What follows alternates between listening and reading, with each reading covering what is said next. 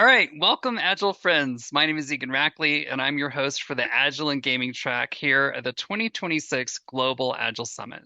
Today's session is called Beyond Frameworks, the Human Side of Agile, and I'm genuinely excited about it because one of our guests, or our guest, brings a perspective you don't often hear in Agile conversations. She's not coming from your traditional project management background, she's coming from social work, from studying human behavior, burnout, and what happens when people lose their sense of purpose in their work. Not only that, but she's applying all of that inside of game production. Welcome, Kat. Thank you again. Thank you for inviting me. And I am genuinely honored to be one of the speakers today. I'm really glad you're here, sharing your wisdom with us, and I can't wait for the audience to hear this talk. For the audience, there's other sessions in the Global Agile Summit that touch on Agile adoption and team dynamics. Don't miss those. Check out all of the sessions at globalagilesummit.com. But right now, it's time to focus on Kat and what she's learned at the fascinating intersection of social work, game production, and Agile. So, Kat, let's get right into it.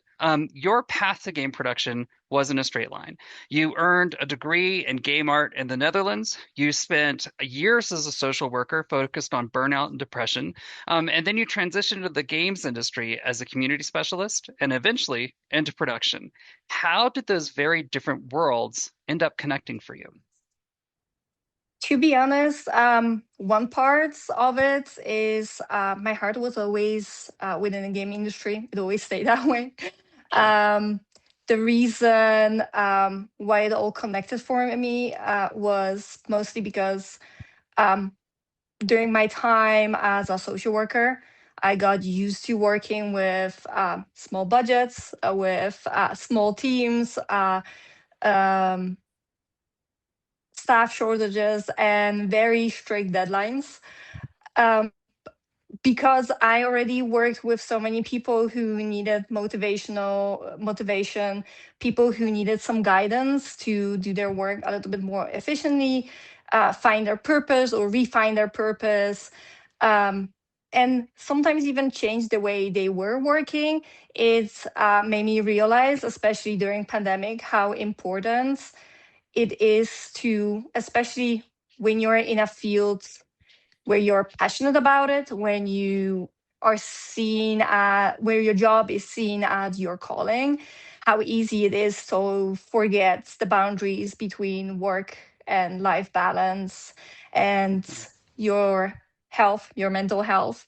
Um, so still having a lot of connections within game industry, I realized how important it is to have someone um, to not only protect the talent but also nurture it and make sure that the people you want to keep, the people who are making your studio or your product great, um, how not to burn them out.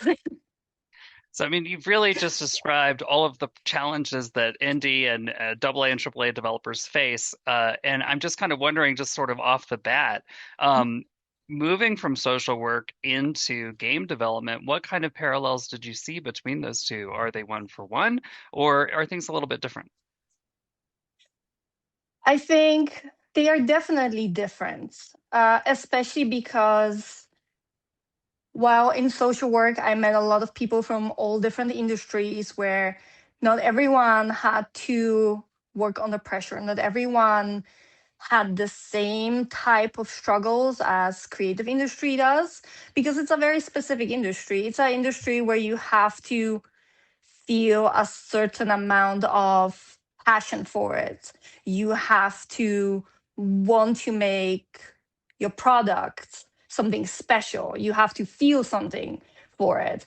Well, for a lot of people out there in the world, there are jobs where a job is just a job, or a job is um, a part of wanting get better at accounting, wanting to be better in public speaking. So it's um, at least in my experience, it was so much easier to find the balance versus when we were talking